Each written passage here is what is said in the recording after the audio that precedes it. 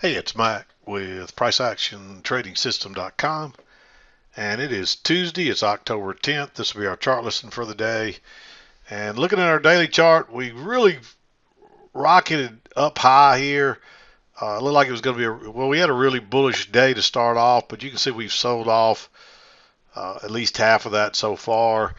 There's still maybe 40 minutes left in the trading day. I doubt we're going to probably change much from what you see there. It could change slightly, but looks like we are going to close above the EMA here. You can see things kind of flattening out after this nice little rally we've had out of here. Um, the market's certainly no longer oversold. We are kind of right in the middle of the envelope bands here, so we'll see what happens. Um, if we can push forward some more, or if we're going to turn back down. Um, who knows with this market? I mean, it seems to do just the opposite of what you think it ought to do. And that's why we don't trade what we think, and we trade what the chart. We read the chart, and we wait for it to tell us what it's doing. So, because if you try to make common sense out of it, it's hard to do. But anyway, still closed up. We closed way off the high here, but still a positive up day. So we'll see what tomorrow brings. If this is kind of if we're topping out here or not and going to turn back down, it's just hard to say from what we see from right here. But let's flip over to the 2000 tick chart, and you'll see a very similar day to what this bar shows us on the daily chart. Sometimes they don't match up at all, but today it pretty much matches up exactly. And you can see here the nice rally. It looked like we were going to get two legs up, and when we didn't quite make that measured move, that's not a good sign, and it usually means you're going to sell off rather strongly, which we did. Um, we took it about half of what we had back, it looks like.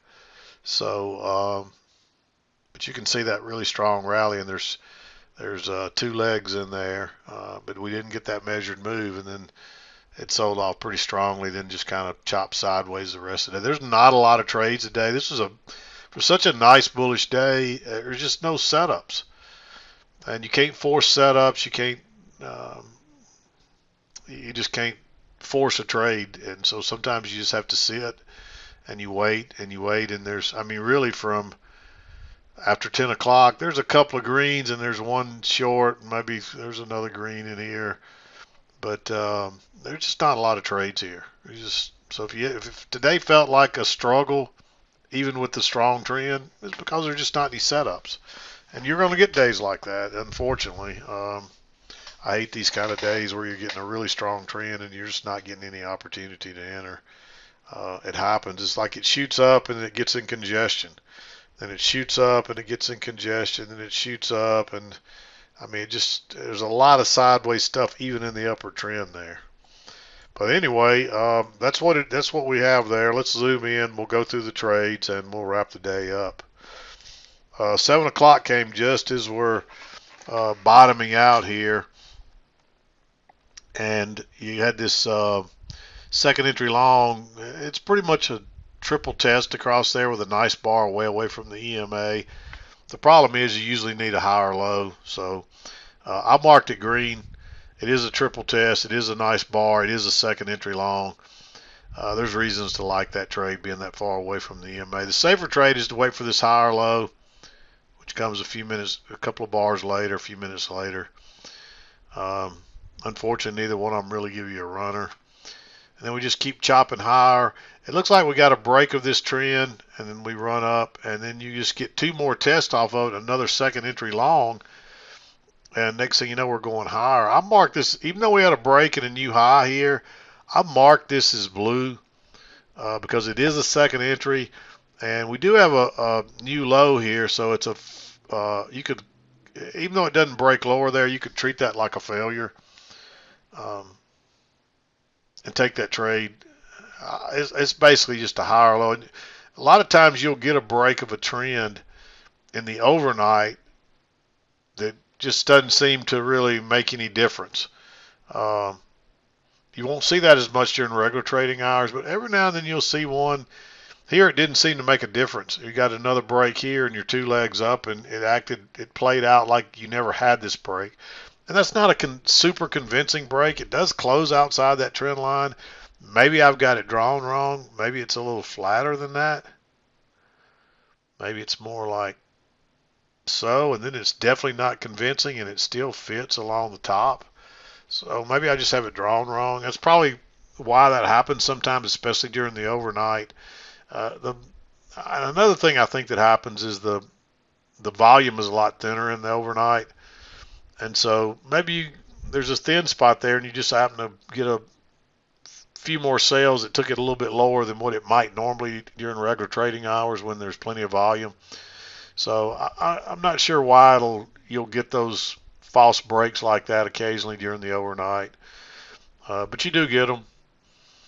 But when I saw these two, right back off the key entry points again, second entry long with a nice bullish bar, especially since it's a range day, just take that trade. Turns out to be a quick, easy move. You're not getting much of anything as far as runners on any of this. The only place I would look for a runner here is on a failed breakout to the bottom or to the top or something like that.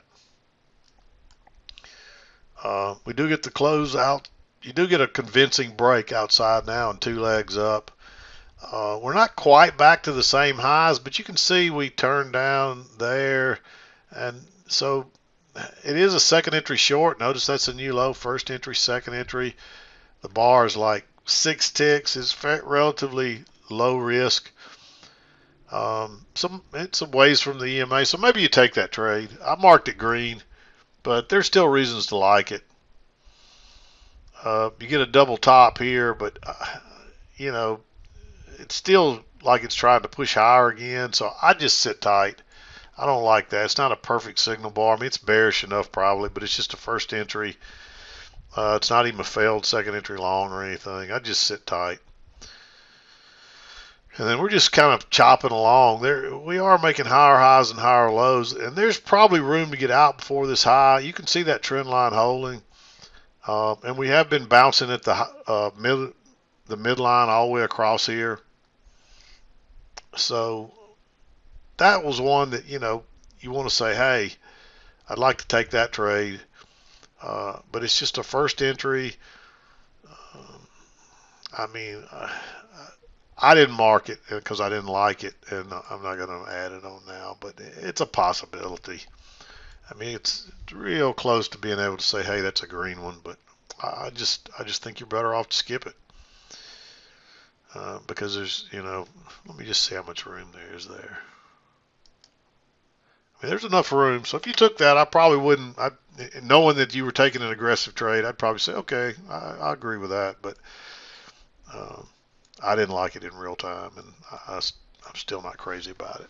I've seen that'll burn you more times than you'll make any money off of it. So, but we rocket up off the trend line, get a break, new high, and then we just start working sideways. I don't see anything you can enter there. You do get a little bit of a breakout pullback here, but you got to go high at the very high of that move, and there's no overlap there. So it took off really quick. You probably could have got in that with a limit order, but it just depends. You may not have either. And so then it's just chopping sideways again and rockets off. No entry in there that I would take. No entry here. Technically, that is a second entry long there because notice the new high. Then there's a little, let me zoom in here a little more. It does break higher first entry, and so that's a second entry long. I really don't like it. Excuse me, I bumped my microphone. It might have been a little loud on your end. Hopefully not. But then we finally get a break here, starts working back, close outside, new low. That almost looks congestion, like a little failed breakout. But again, I think you need a higher low. You get one here, but it's an inside bar. It's only like 5 ticks. I mean, generally you want to stay away from these inside bars. But this has been a strong trend. We're probably almost guaranteed to get a retest of the highs. Doesn't mean it's going to happen from here, But that trade, with it only being a few ticks, you might risk that. Your stop would still have to go here, but your entry would be 1 tick above that. Yeah, I put it as a big maybe. But you get a failed second entry short here, so when it breaks above there, that's a continuation pattern, and that'll probably lead you on to the new high, which it does. So that's the better spot to enter. But it's a little more advanced, and that's only for real experienced traders. Most of you new people, just stay away from those. Corrects and just takes off. I mean, there's no way to enter this. Corrects.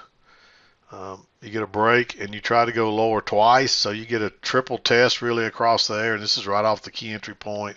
So I like that just to go long.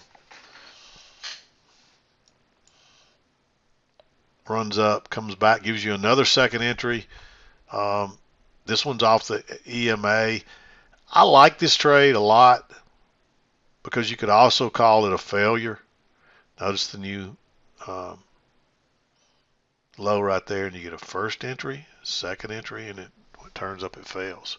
So, but it's also a second entry long. You notice the new high, first entry, and it turns back down and turns back up. So when it breaks above there, that's a second entry long.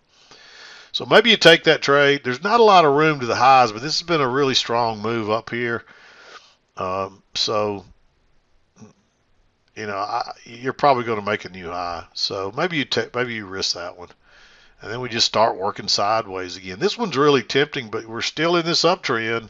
So at this point, even though that looks like a failed breakout, you can't be sure that we won't go much higher from there. So it's just too early to go short yet. Even on this one now, it's too congested. Even if you wanted to take it, it's still inside the trend line. But finally, you get a break, and there is a second entry long right here. Decent signal bar on a failed break lower. You like to get a higher low, so maybe you have to make that one green pretty much. And then again, it's tempting to go short, but I think you have to skip it. And I don't see any reason to go long right there. You still got, I didn't draw all these little trend lines. You can see that trend line right there. This one was clearly 2 legs, but this is only 1. So by the time you get your second entry, it's here, and it still closes outside right there. It's an outside bar. It's tempting again, but it makes a new low, so you're better off to wait on a higher low, and you never get that till here, and then it's just too congested. And you really don't get anything to go short on. The bottom just suddenly falls out of it. But notice it did move a measured move based on the width here. So that makes that one tempting. But again, it makes that new low, and it looks really congested across here. I just think you have to skip those. I mean, it's tempting to want to enter, but the worst thing you can do is force an entry and then take a loser. But it drops down, finally get a close outside. You get a second entry here, but by the time it triggers, if it would have triggered past that bar, I'd say go short. But when it doesn't and you get another bar, it just looks too congested. That's an inside bar. You got 2 bar matching low. You don't really have a convincing close outside here. It looks, maybe there's a close outside right there, but it doesn't look very strong. So I think you got to wait. And it just makes a couple of legs down to a new low after getting the break right here. And then we're just chopping sideways again. And I don't see anything through here that I like on either side. Finally, we run back to the top, and you try to go higher 3 times, and this actually breaks higher and fails. I like going short, usually on an engulfing bar, but if it's a doji like that or a real small body, sometimes you got to question it. But this one does close at the very high, so it's more of a bullish type bar, even though it looks kind of like a doji. So maybe you buy that on the way out. The better play is just wait for it to close. The only problem then is you're really close to the midline, and it could bounce there. So, but we tried to go higher 3 times, so you're at least coming back to this midline and maybe to the other side. It actually would have worked no matter how you entered it, but you just have to be careful because sometimes it won't go through like this and it'll still turn back up. And there's just nothing in here. I just don't see anything that's worth taking. Get a break here, but again, it's just a first entry. You actually get a triple test here, but we make a new high, and it's a very neutral bar. It is a second entry short too, so it's tempting, but it's just not a good enough signal bar. And then we bounce down here, but no setup down here. Another inside bar, except this one's a little bigger. You're taking on, well, it's 6 ticks, but it makes a lower low than that one. And then you got an inside bar, and I'm just not crazy about those inside bars. So, but it runs back up, tests up here, turns down again, no setup. It just runs straight down with no setup. And then you do, obviously you do get a close outside of this channel, this little khaki channel, and a new low with a decent signal bar, and you're a mile away from the EMA, and most breakouts fail. So maybe you take that one. It's a little aggressive. Again, you'd rather wait on the high or low. This is technically a high or low, but it also is an inside bar, and it's starting to look a little congested. So I don't think you can take that one. There's nothing in here that I see until it really breaks out again here. But once again, it makes a new low, and it's just a first entry, and you're still inside that channel. So, and you can see how it gaps over that trend line. That's usually a good sign that you got your trend line in the right place. So, I mean, you could look at this as a double bottom, but it's not a triple test. I mean, we bounced over here, we bounced here, we bounced here, but we went lower right in between there. So you can't really count this over here. Again, it's tempting, but I just think you got to skip it, and that takes you into 230. So as you see, there's just nothing much going on. It's just so choppy, so sideways. There's no real sense of direction. It's just like the market's lost and doesn't know whether it should go higher or lower. It's neither side's winning out, and it's just like people are just afraid to commit to one side or the other. So that's kind of how it looks. So there it is. Not a great day, not a lot of trades, but there's a couple in there. But you know, you got to be real patient.